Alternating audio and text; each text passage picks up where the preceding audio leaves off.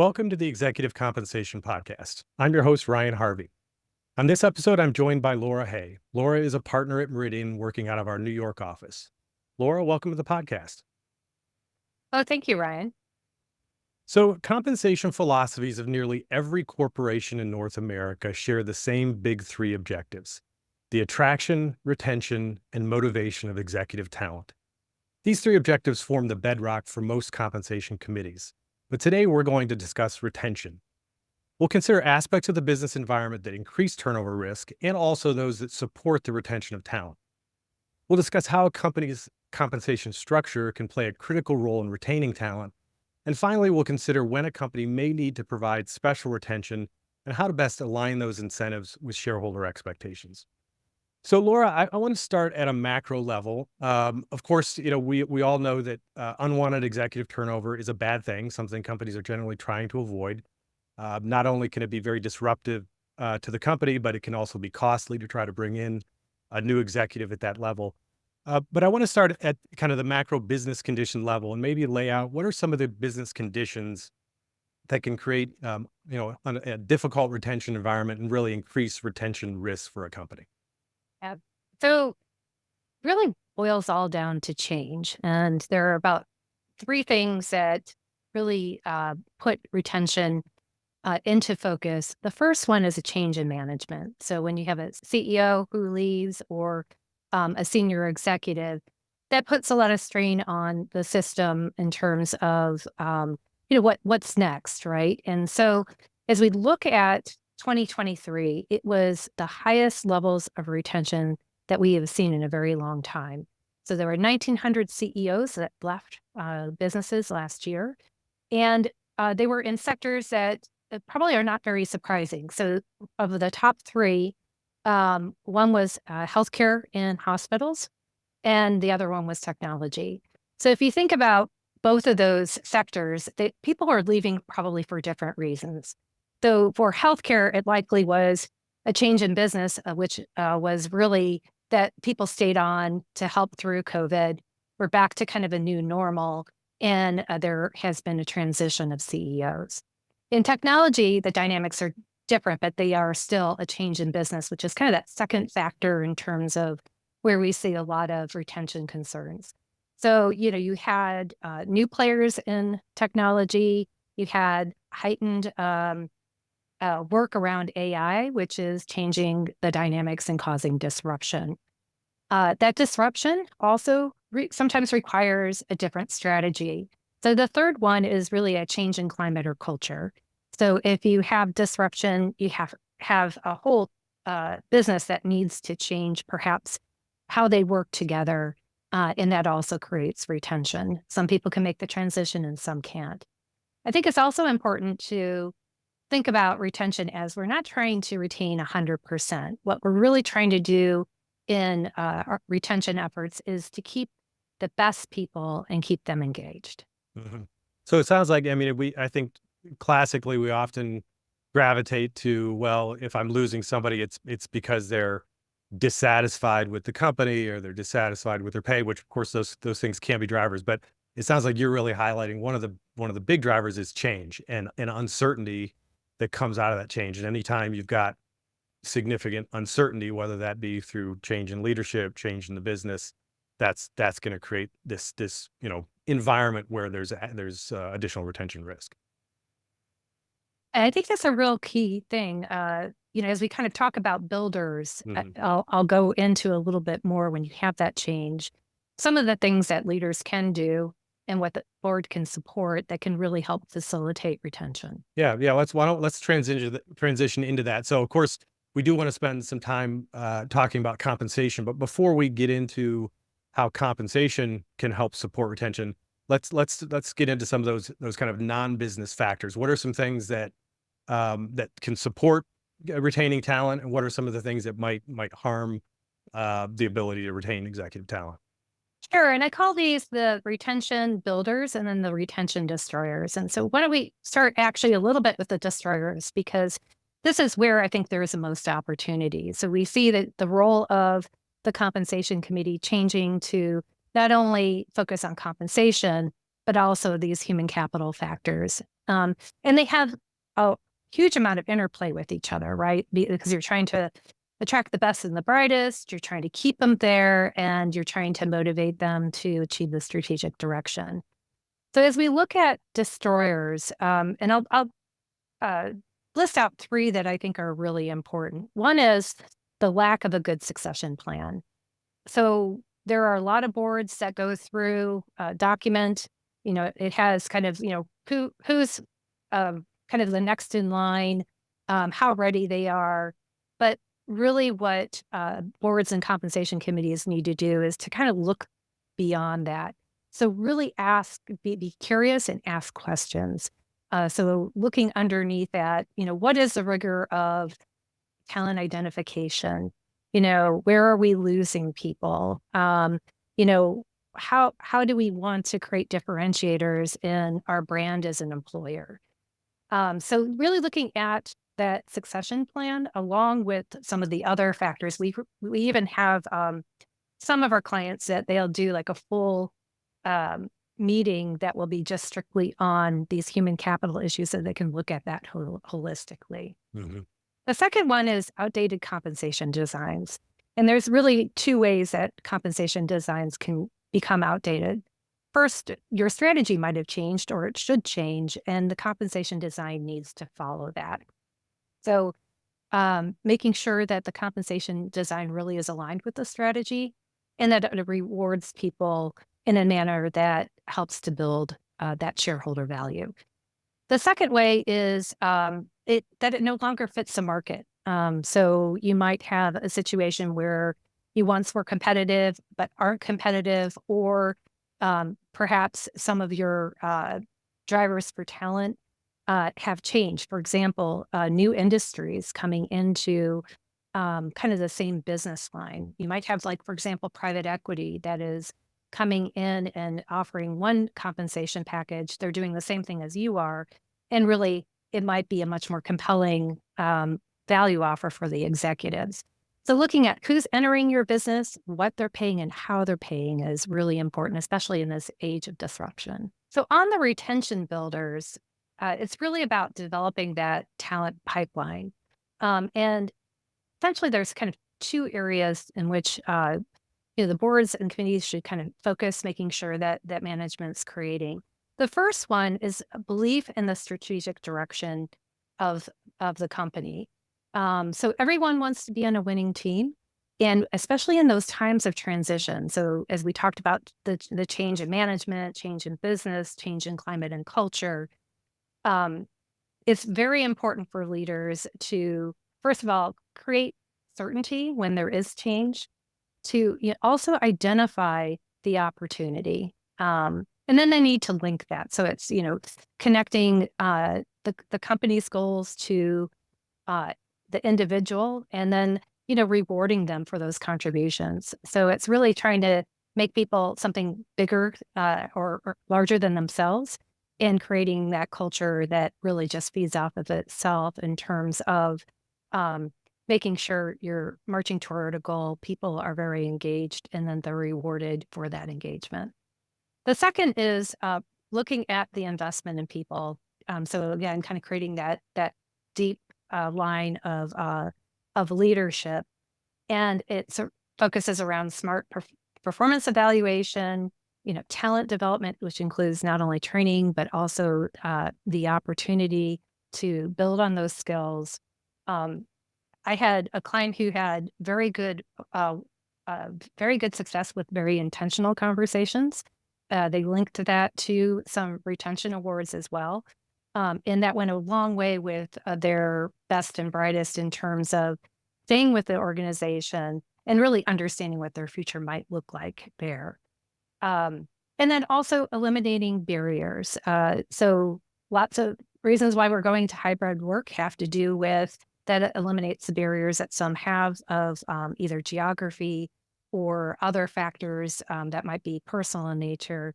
And then also addressing those legitimate concerns. So if there's some things that just tend to, and one of the questions that lots of times gets asked is, where are we're losing the diversity in the middle. And so it's really kind of being very curious and figuring out, are there roadblocks where they can get to perhaps like middle management, but getting into the executive ranks, there is some kind of barrier there that could be formal or informal, and really getting underneath that and addressing that can be very helpful in retention.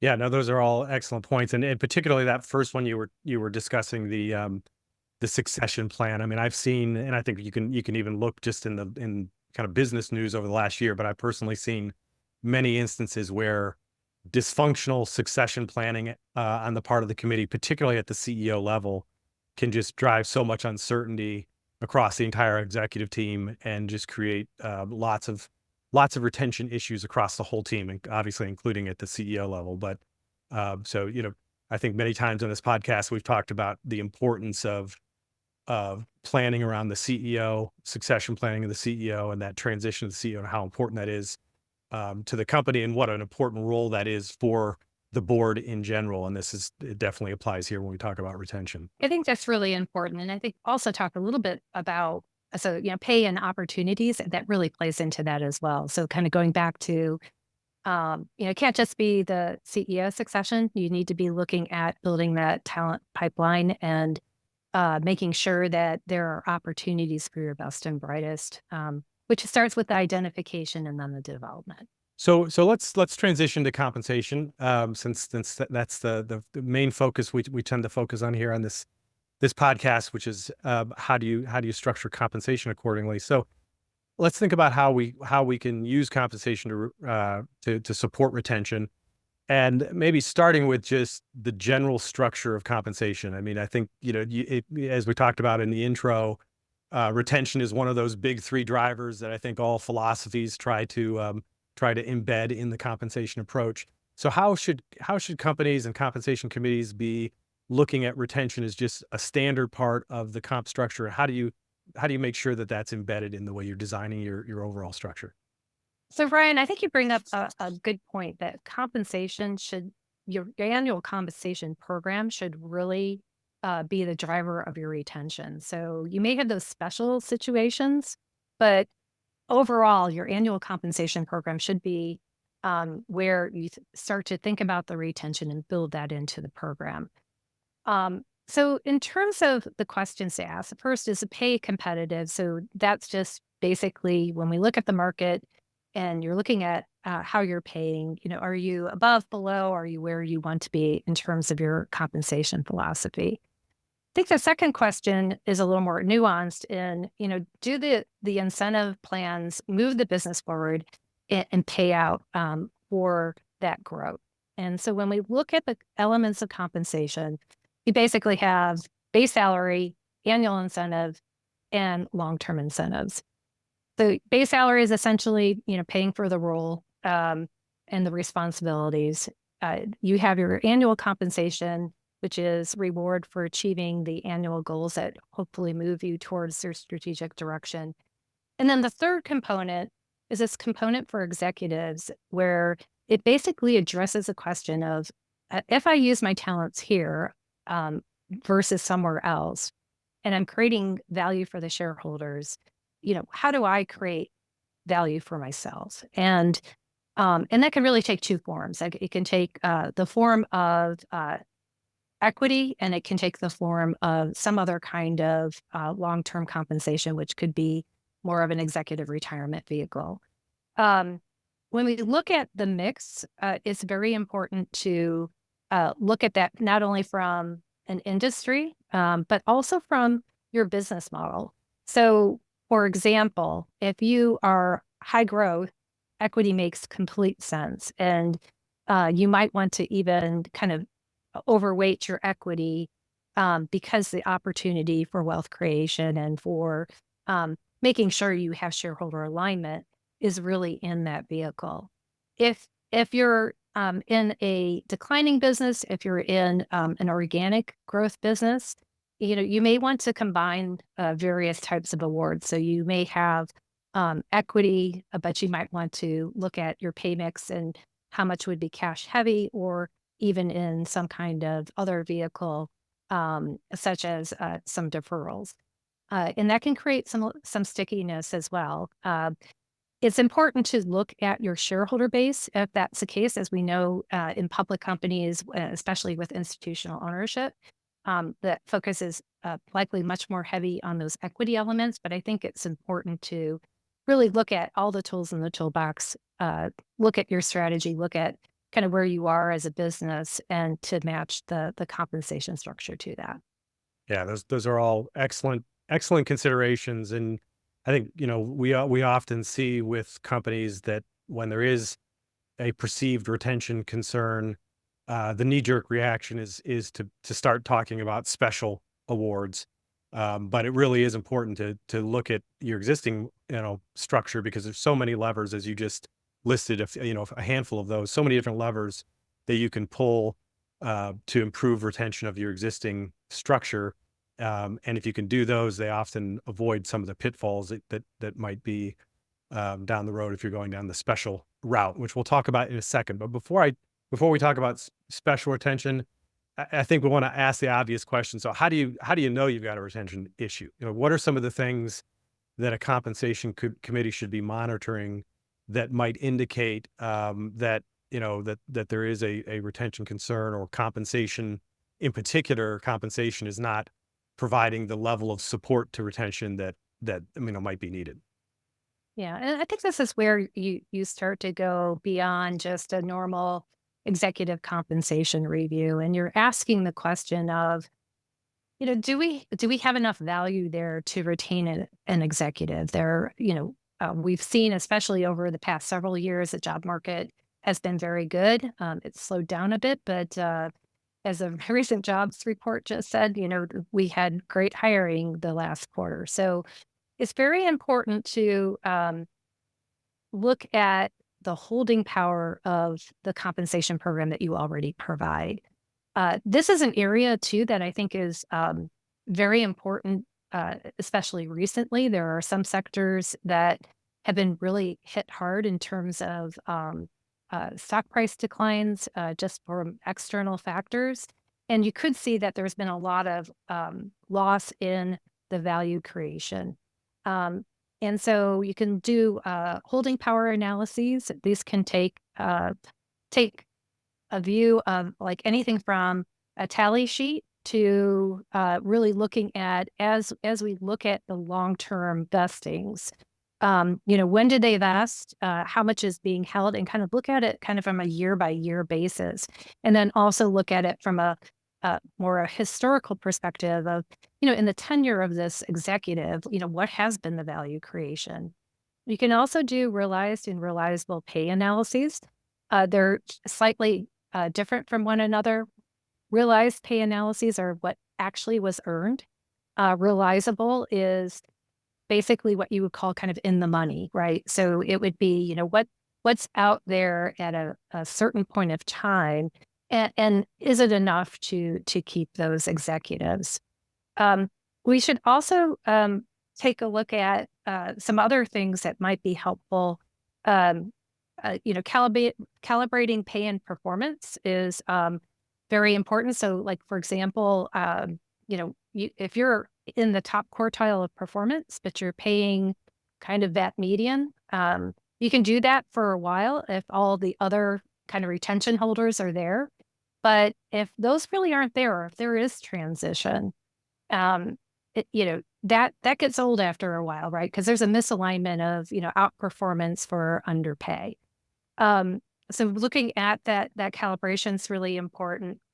And then the last one is what I call value sharing analyses, and I think this is probably more applicable to those that are in facing positions. But you can actually look at, for example, the profitability of the business and what the leadership team of that business is doing, and saying, when we think about the profits and what we're sharing with those executives, uh, and who else could do it. So if they're high producers, it might make sense to look at that, and if whether or not that cut of profitability to the executives is reasonable. Um, so those are some of the ways that you can look at a little bit deeper analysis to make sure that retention is in your programs. Yeah, no, that's great. So we've we've kind of taken a long walk to kind of get to the point that I think a lot of people immediately jump to, which is special retention. But we've talked about, business conditions that can create retention issues. We've talked about all the various things outside of the world of compensation that need to be addressed if you want to maintain strong retention of talent. We've talked about, your base level of comp structure, and then how do you potentially gauge if you have a compensation related retention concern. So we've done all of that. Now we get to kind of the final area, which is special retention. And again, as I mentioned, many people immediately think of special retention when you start talking about addressing retention with compensation.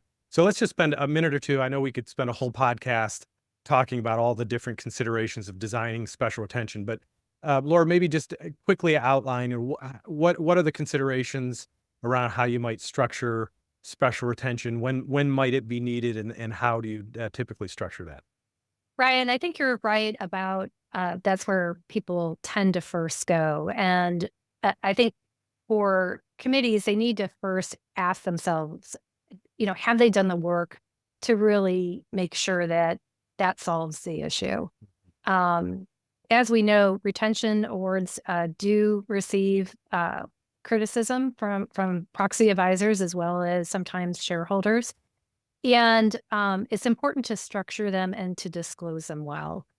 So when you create these, you want to make sure that you have a clear rationale for the reason of using them, and why you can't do it in your existing program. Mhm. There are many times where you really can't because you're talking about an organization that is very large, and there are a few people, for example, in a succession plan that you really are, they're really critical to the organization. And that's really where these retention awards should be placed. It's around really a couple areas.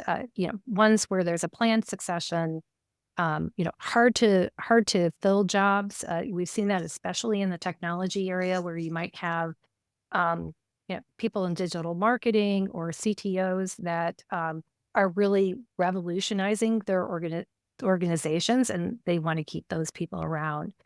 Um, so first of all, is just to make sure that you're asking the right question and solving the problem the right way. Yeah. When we look at retention awards, most often it's in the form of equity, and there's a few things to think about. The areas that create the most criticism is first the quantum of the award, so the amount.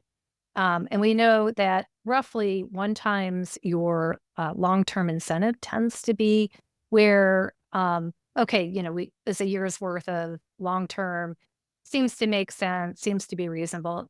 When you get beyond that, that's where you really need to have a compelling rationale.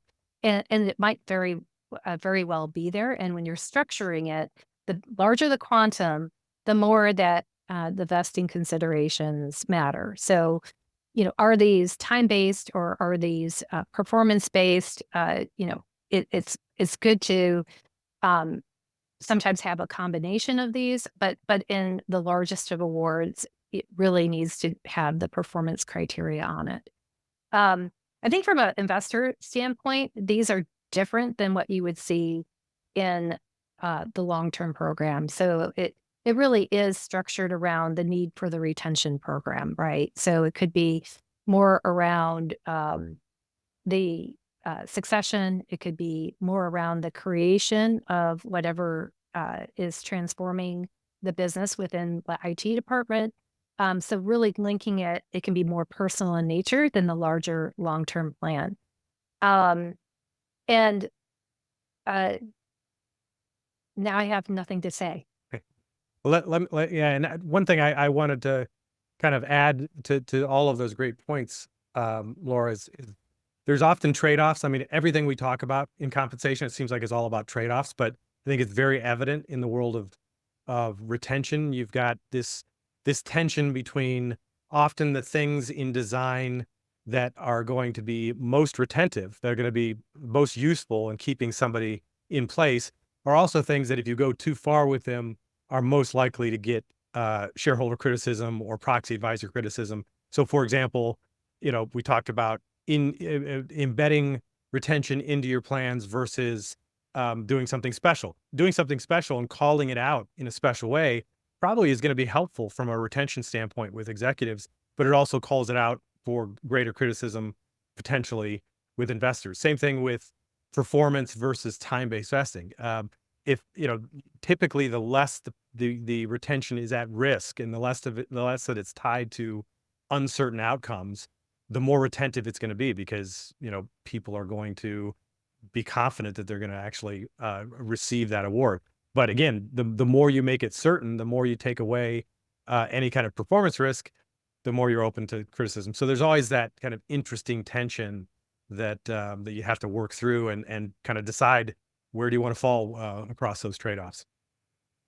Yeah, and right. And I do wonder sometimes too if it makes sense to be a little proactive as well. What I think institutional shareholders don't like is to be surprised, and all of a sudden you've got a disclosure with a retention award, and it brings up a lot of questions, right? So, why was it provided? You know, do you have a strong talent pipeline? Why is this person so important that, you need to provide a sizable retention award? Hmm. So I think a little bit of making sure that as you have shareholder outreach of really talking about the role of what these retention awards are, where they're placed in the organization, that would help provide some context and kind of what situations are used, right? So, we use them at this level, and typically the profile of someone who might have a retention award might be X. And this is something that we use as a tool in our toolbox. But, how many people are receiving these, right? And so I think that is helpful. And I think from a standpoint of sometimes they throw executives over into the named executive officer um, listing for Yeah. just 1 year, right? And so having those conversations might help to provide some context that you might have some people coming in and out, maybe in that number 5 position of NEO, and making sure that as you provide that rationale on an ongoing basis in the shareholder communication, that like kind of you reinforce that within the disclosure of the CDNA. Yeah. Yeah. Well, this has been a great discussion. A lot of interesting points. I think covered some ground that we don't always talk about when we're talking about retention. So, Laura, thanks again for coming on the podcast today. Thank you very much, Ryan.